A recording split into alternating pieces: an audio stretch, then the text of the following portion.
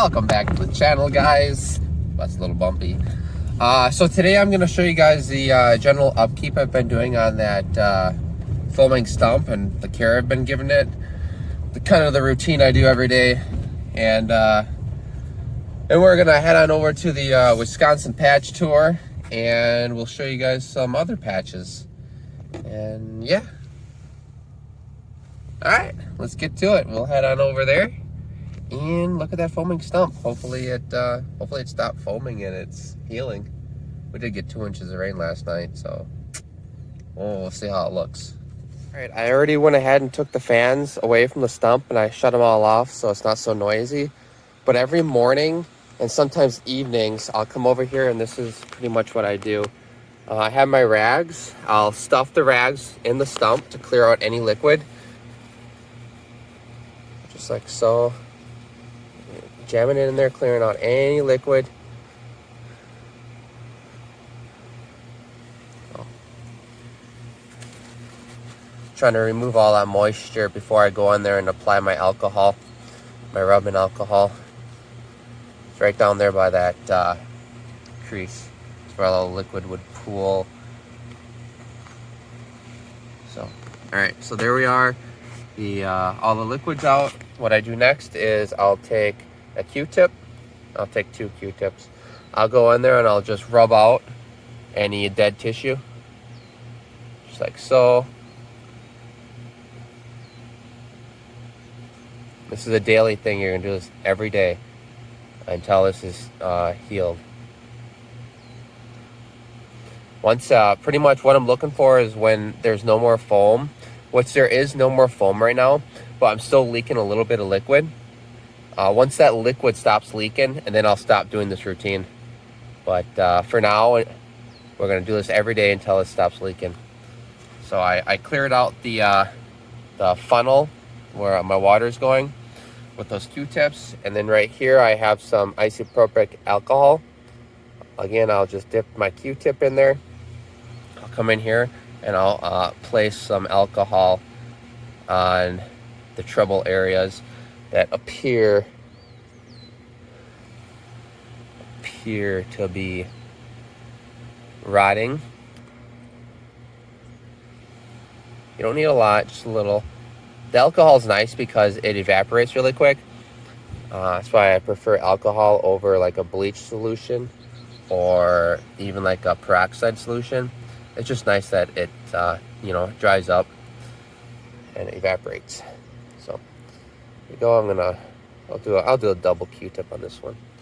So yeah, just pretty much gently putting it in there everywhere, cleaning it up. Yeah, this stump is looking good. All right, so there I got alcohol applied. Now I'm gonna take some dry Q-tips and go back in there and dry everything up. Just picking up any debris. Again, I'll do this once to twice a day, and I think you guys get the picture. Keep her going, keep her trucking. If it looks like that all year, so be it. We're keeping it healthy. And it's pumping water still. Whatever little bit it's adding to the fruit. Your stump isn't supplying all the energy to your fruit. Actually, people think that it only supplies like 5% to your fruit. What's actually supplying all the water to your fruit is the taproots. So the stump isn't necessarily super important. But the reason you want to take care of a foaming stump, again, is because of that foam that builds up in the stump. If you don't release that pressure, that foam will spread through the vines and it'll end up taking out your entire plant. So that's why we cut this open. Not necessarily to save the stump. It's nice if you can, but it's to relieve that pressure so you don't have the risk of actually destroying your entire plant.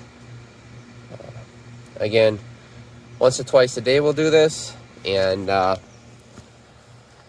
yeah, everything's looking nice, looking good, looking healthy. That's the way I like it. All right, we're gonna head on over to the patch tour. All right, here we are at the very first stop of the Wisconsin Rookie Patch Tour with Bill Wraithley.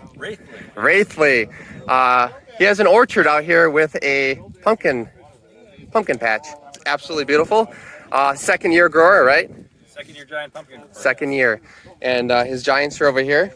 So he got 4 plants right along this line. They're all around 100 pounds. And yeah, they look good. They're growing. You're going to get a personal best this year? Oh yeah, I already got it. I think that beat my last one right there. So right there. So but, the plants probably aren't as big as they should be or could be, but we're learning. This is our learning year, so I can tell you everything I did wrong this year. And next year we'll have it all fixed up. That's good. You learn from mistakes. For sure.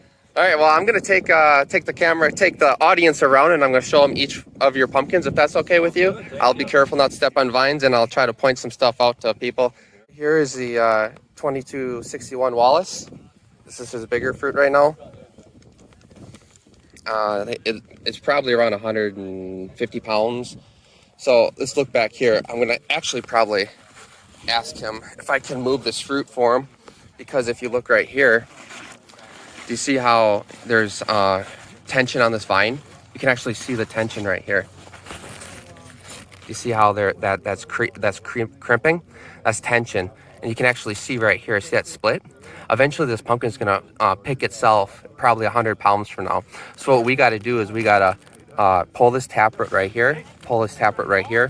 We're gonna get 2 people and we'll move this back. And I think I'll bring you back in when we get that done. All right, with the help of Bill and Matt Faye, we got this guy moved back. See, we got a lot more room now to grow. Yeah, so she's not gonna pick herself, and we'll be able to put on a couple hundred more pounds before anything will have to be done with this again. So, all right, looking good. We're gonna do a little tour of his apple orchard. He has an apple orchard over here as well, a 36 acre apple orchard. Or 38, but yeah, here's another. I like this guy. This guy's really long. It's a nice long shape like this. That's my favorite shape, because you're able to really pump the potassium to the fruit, and these have a very low likelihood of splitting. So my favorite shape right there. All right, we're gonna head over and we're gonna check out his apple orchard. Just fields and fields of pumpkins over here at Bill's patch. I don't see any disease out there. They look great. We hit the mother lode. Imagine how many apple pies you can make with all these apples. Yeah, it looks like he has, I don't think this is full 38 acres. It must be split up.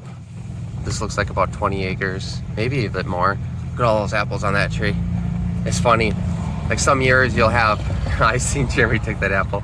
Some years you'll have, at least for the apple trees that we have, you'll have years where they have no apples, and some years they'll just absolutely produce, where they weigh down the branches. Like you see how these branches are so full of apples, they're just being weighed down. It's crazy the amount of apples.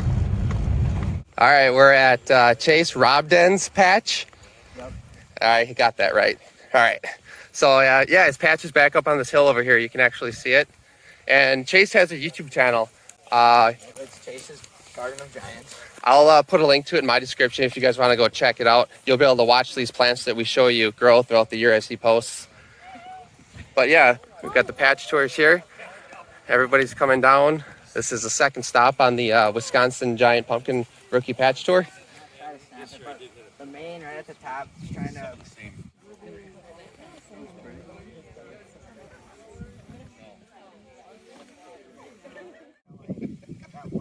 How did you get started? Well, 2 years ago, or 3 years ago actually. So I got some seeds, kind of just planted them. Then the year that fall, huh? From who? This was from a magazine. Oh. Then the year after, at the fall, I seen Matt here. He brought a pumpkin to school. It was his first ever. That was your first one you grew, right? It was like 578 or something like that. And so I seen that pumpkin. So then the next year after that, I was like, okay, I gotta grow these actual ones here. So I found out about this club and stuff. And then the next year after that, I put actual work into trying to care for them and grow them. That was last year. And then, so this is my second year, kind of. What was your biggest one last year? It was 605, but Holy trying to get a lot. I think so. My pumpkin kind of died off last year. It started to grow really slow, and it died just because it kind of rotted from the stump. I think that's why it died. Well, one thing I've noticed that's very observable, that you're in the right track. He's a fellow crock grower, so this kid has potential, I'm telling you right now. Those look pink to me. Think you need just the color in you. All right, I'll do that. So you need to graduate to orange, but okay. Camouflage is cool, but orange is cooler. We're here at Matt Faze patch. He has 4 Atlantic Giants going. Plants are definitely large enough to support a 2,000-pound fruit, without a doubt. He's just gonna have to stop some of this growth and start pushing energy towards these fruit. Got some, this guy over here is a real looker. It's really a nice orange fruit. And he lives right by Lake Michigan. I mean, Lake Michigan is just on the other side of this house over here.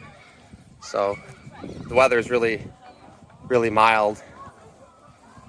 He always gets this lake effect breeze and wind. I don't know, interesting setup. I've never had one before. Not that bad.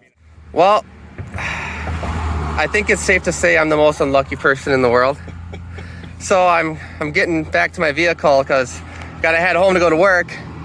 And I knew something was wrong when we left Chase's place. I heard something on my wheel. I'm like, that sounds weird. Like, oh gosh, just okay. So I get ready. I'm leaving, and I get over here, and my wheel's locked up. You're not gonna believe what happened. Here, check this out. You're not gonna believe this. So you'll see in here, you see that scratching? So a rock, something got up in here, and once it got up in my wheel well, it spun around and it wedged between my caliper right here, shearing my caliper bolt off. So now my caliper is just hanging here. Yeah. So now we gotta try to fix this. I gotta be at home. I gotta be at work by 5:30. Right now it's 2:30. I got a 2.5 hour drive. All right, let's do this. Magic fingers. All right, update. We had to run to a hardware store, had to grab a bolt. Well, we're up and running. Don't know how long it's gonna hold for. We got 2 hours to get home. And what we ended up doing is we ended up taking, realigning the caliper mount, and we took one of the brake pads out because it was the friction of the brake pads pressing together that was causing it to slide with that bolt that sheared. Hopefully this works. I'm gonna take the route to get home with the least amount of braking. Ah, yeah, not fun. Let's do it. Boy, oh boy, I didn't want to have to press my brakes this much. Jeez. Someone's out to get me. What did I do wrong? Well, we're in Little Chute, Wisconsin. I'm doing a full brake job in my vehicle right now. The caliper, I had to pull the bolts out that sheared. They came out actually. I was very lucky. I was able to just tap them out. So I don't know how I got that lucky. Yeah, bring you guys back when we get this put back together. Ooh, good as new. Brake pad, new brake pads, new everything. I just went balls out, you know. No messing around. Let's see. Yeah, new everything. Okay, good to go. All right, story time. I didn't record this story because it was all happening at once and it was kind of overwhelming. But you remember when all that rain was hitting? Yeah, that rain. Well, everybody started braking. Like there was a traffic jam, like for at least 30 minutes of traffic jam. Everybody just slammed on their brakes. Well, I had to brake. So guess what broke? That other bolt. So the caliper had no bolts on, not on the top or bottom. So pretty much what I did is I went off the highway, I limped to the nearest parking lot, called the tow truck, towed me over to the nearest AutoZone, and that's where I did the brake job.